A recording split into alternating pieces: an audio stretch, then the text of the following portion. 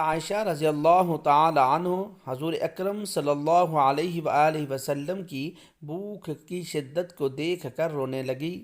ایک مرتبہ حضرت عائشہ رضی اللہ تعالی عنہ نے عرض کیا، یا رسول اللہ، آپ حق تعالی شانوں سے روزی کی وسعت نہیں مانگ لیتے؟ حضرت عائشہ فرماتی ہیں کہ میں یہ کہہ کر اور حضور کی بھوک کی شدت کو دیکھ کر رو پڑی۔ حضور نے ارشاد فرمایا کہ عائشہ، اس ذات کی قسم جس کے قبضہ میں میری جان ہے، اگر میں اپنے رب سے یہ مانگوں کہ سونے کے پہاڑ میرے ساتھ ساتھ چلا کریں تو حق تعالی شانوں ان کو بھی میرے ساتھ چلا دیں، لیکن میں نے دنیا میں بھوکا رہنے کو پیٹ بھرنے پر ترجیح دے رکھی ہے، میں نے دنیا کے فقر کو اس کی ثروت پر ترجیح دی ہے۔